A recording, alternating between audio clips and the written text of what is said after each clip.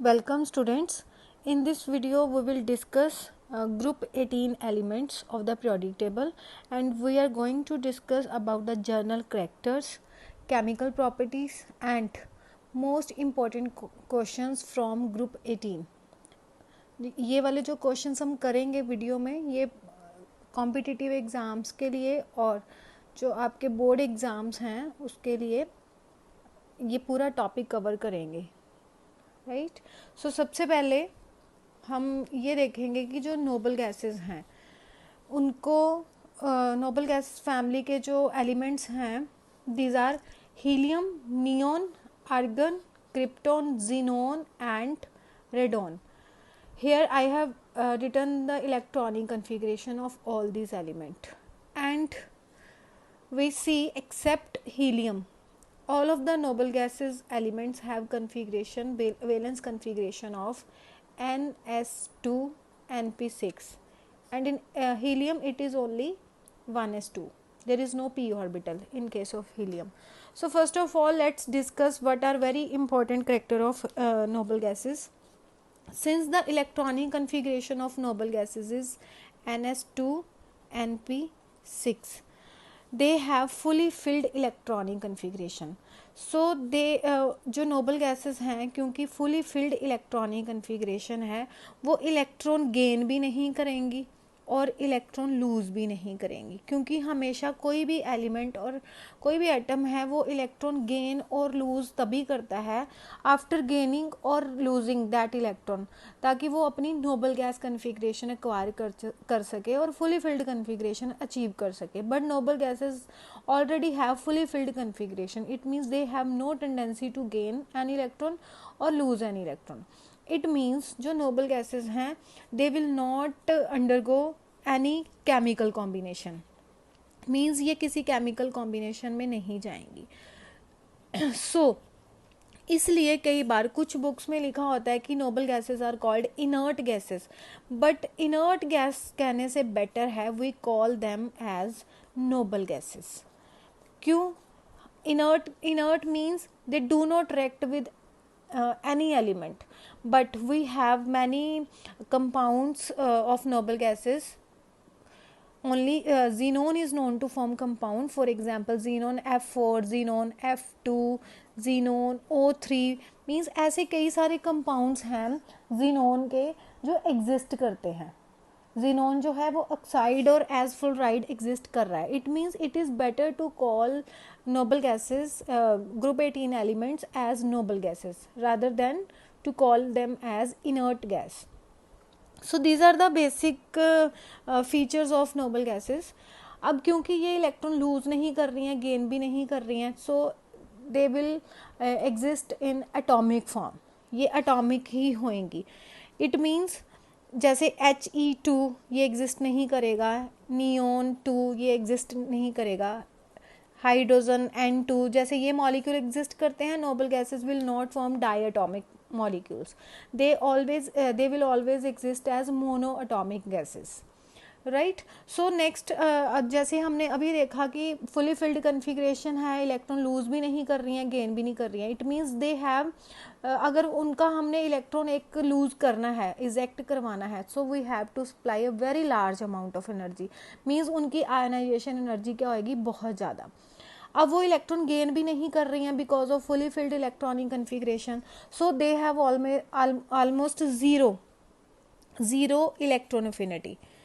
और अगर हमें उनमें एक इलेक्ट्रॉन देना है forcefully, we want to add an electron to a noble gas, so we have to supply energy so as to enter the electron into the noble gas. Means they have large positive electron affinity, right, because of fully filled electronic configuration of ns2 and np6. So these are very large ionization energy and zero electron affinity or large positive electron affinity. These are two main characteristics of noble gases, and on these basis we can say they do not enter into chemical combination.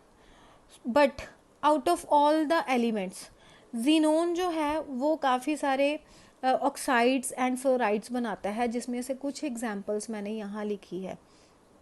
It means xenon के case में ऐसा क्यों है कि वो oxide fluorides बना रहा है। तो अगर हम बात करें नोबल गैसेस की, जो नोबल गैसेस के एलिमेंट्स हैं, down the group size increase करता है। इट मीन्स जो जीनोन है it can lose electron easily as compared to other noble gases, so it has comparatively lower ionization energy.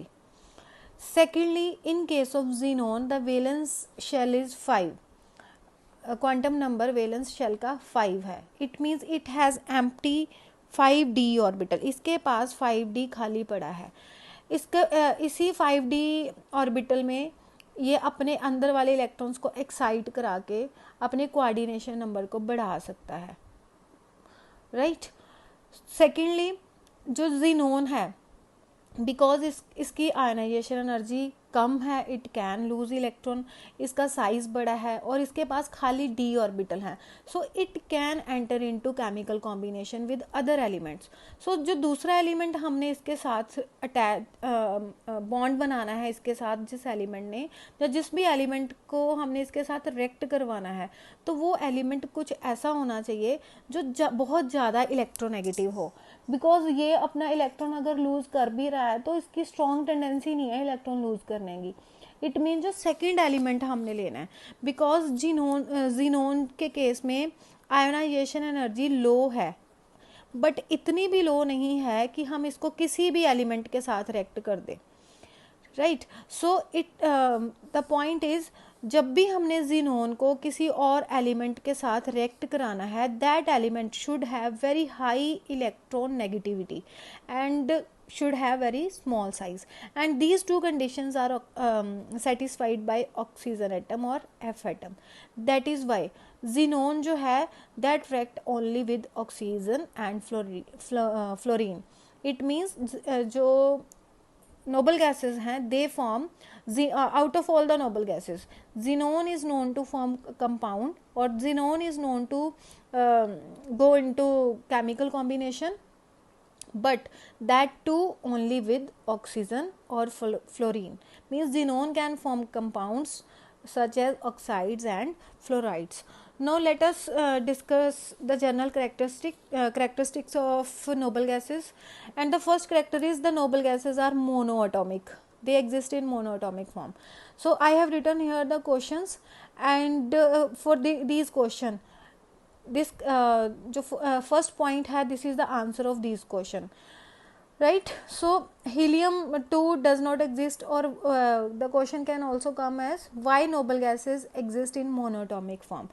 Monoatomic form means वो किसी और के साथ नहीं रिएक्ट कर रही हैं, अकेले एटॉमिक फॉर्म में ही एग्जिस्ट करेंगी, किसी और के साथ बॉन्ड नहीं बनाएंगी। This is again due to very stable electronic configuration of NH2NP6. Next is atomic size. अगर हम नोबल गैसेस का इन ए पर्टिकुलर अपने ग्रुप में बात करें तो down the group size increase करेगा because of increase in number of shell.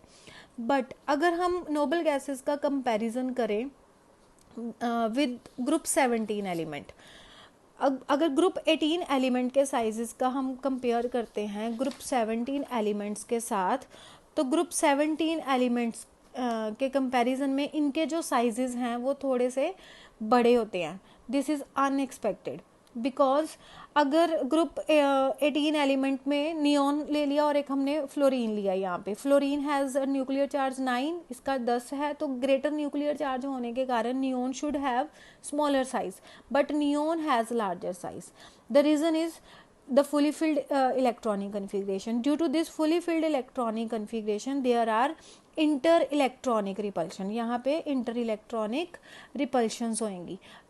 इस repulsions के कारण जो size है noble gases का वो बड़ा हो जाएगा as compared to halogen. So the question can come, noble gas has larger size than halogen in a particular period, and the answer for this question is the second point. So the next question is next property is ionization energy. So as we already discussed, they have fully filled electronic configuration of NH2NP6. already fully filled हैं तो ये electron कभी भी loose नहीं करेंगी, so they have very high ionization energy. और क्योंकि हम डाउन द ग्रुप जा रहे हैं, साइज बढ़ रहा है, लास्ट इलेक्ट्रॉन न्यूक्लियस से थोड़े दूर चले जाएंगे, तो लास्ट वाला electron in case of down the last elements of noble gases वो निकल सकता है, जैसे हमने जीनोन के केस में डिस्कस करा. So on moving down the group ionization energy क्या है, वो डिक्रीज कर जाएगी. Right, so the next property is electron gain enthalpy. They have zero or large positive electron gain enthalpy. Question is, noble gases have zero or large positive electron gain enthalpy. Explain. And this is the answer for this question. Due to fully filled ns2 np6 configuration, they have no tendency to accept electron. अगर हमने उसमें एक extra electron डालना है तो we have to supply a large amount of energy. So क्योंकि वो बिल्कुल ही नहीं लेना चाहती हैं, जीरो इलेक्ट्रॉन एफिनिटी है. अगर हम फोर्सफुली डालना चाहते हैं, जैसे जीनोन के केस में एम्प्टी डी ऑर्बिटल है, वहाँ वो इलेक्ट्रॉन ले सकता है.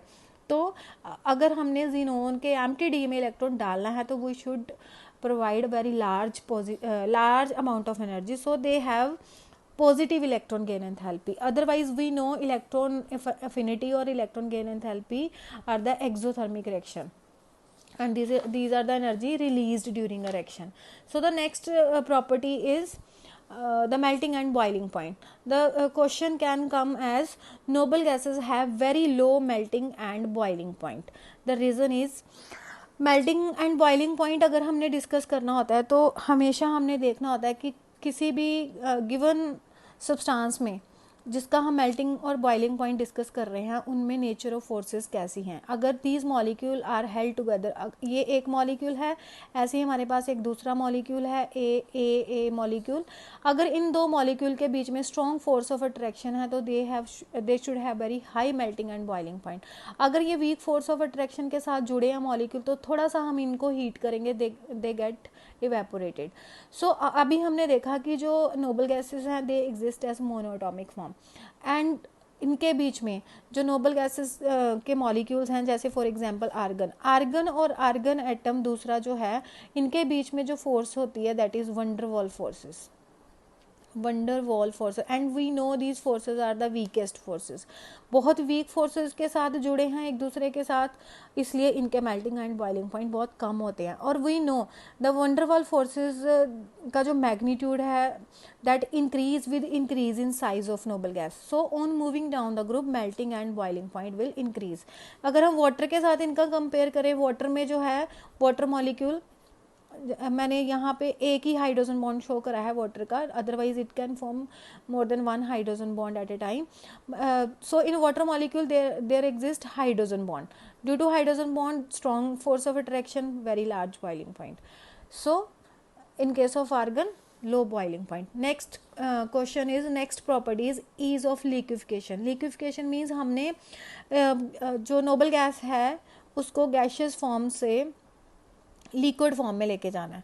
वी नो गैशियस मॉलिक्यूल में जो फोर्सेस ऑफ अट्रैक्शन है दैट आर वीक, और मॉलिक्यूल बहुत दूर, गैस के जो मॉलिक्यूल हैं, जो एटम हैं, वो बहुत दूर दूर पड़े हैं. फॉर एग्जांपल जो ये मेरे पास एक कंटेनर है, गैस मॉलिक्यूल्स हैं बहुत दूर दूर पड़े हैं, ठीक है.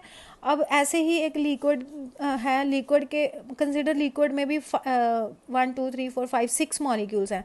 तो क्योंकि लिक्विड में फोर्स ऑफ अट्रैक्शन स्ट्रॉन्गर होती हैं तो ये molecule will be quite closer to each other. तो हमने अगर गैस से लिक्विड की तरफ जाना है तो we have to decrease this intermolecular और इंटरपार्टिकल स्पेस. इन स्पेस को कम करना है. और दूसरी बात, अगर हम फोर्सेस ऑफ अट्रैक्शन को बढ़ाएंगे तो मॉलिक्यूल पास पास आएंगे, तब भी ये इंटरमॉलिक्यूलर स्पेसेस जो हैं, इंटरपार्टिकल स्पेसेस जो हैं वो कम हो जाएंगी. इट मीन्स अगर हमें गैसेस से लिक्विड स्टेट में जाना है तो we have to decrease these interparticle space and we have to increase the interparticle force of attraction so as to liquefy that gas. अब हमने अभी देखा कि जो नोबल गैसेस हैं उनके बीच में, जो पार्टिकल के बीच में, जो एटम्स के बीच में जो फोर्स ऑफ अट्रैक्शन है that is van der Waals force of attraction, that is a weak force of attraction. It means अगर हमने इनको वीक फोर्स ऑफ अट्रैक्शन है तो मॉलिक्यूल बहुत ही दूर दूर पड़े हैं. तो बहुत दूर दूर हैं, उनके बीच में इंटर पार्टिकल स्पेस बहुत ज़्यादा है, तो हमें बहुत ज़्यादा प्रेशर लगाना पड़ेगा तब जाके मॉलिक्यूल पास पास आएंगे. So it means they are not easily liquefiable. These gases are not easily liquefiable. Next property is solubility in water.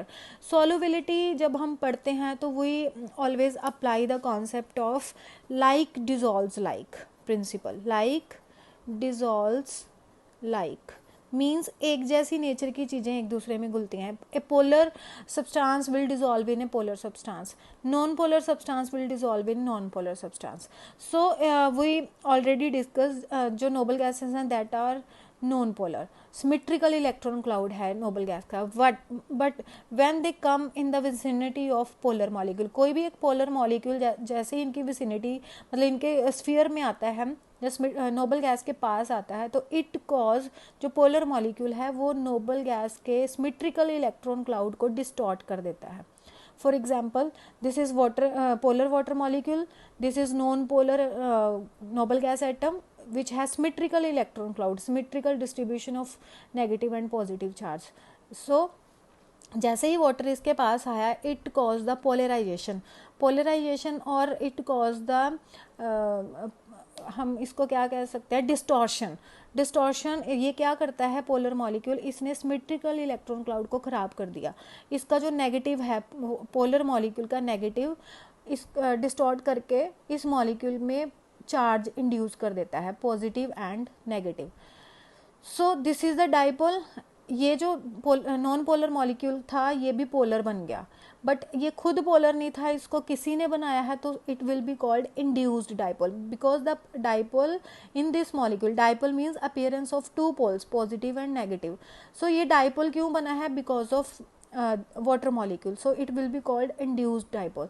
So there will be dipole, induced dipole, force of attraction. ये जो दोनों के बीच में force of attraction आएगी, this will be dipole, induced dipole, force of attraction. And due to this force of attraction, अब ये भी polar बन गया molecule and ये भी polar बन गया, and due to this the given noble gas atom will dissolve in water. This is the reason that they dissolve in water. So when a noble gas atom, if the question comes as the noble gases are soluble in water, give reason. So this is the answer. When a noble gas atom come closer to polar water molecule, its symmetrical electron cloud get distorted, polarize हो जाएगा उसका electron cloud. As a result there appear induced dipole or noble gas atom become dipole.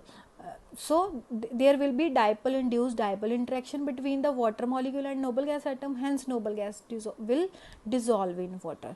So we will discuss some very important question and some other properties of noble gases in the second video. So these are the very important question, and these questions are asked every year in the final examinations.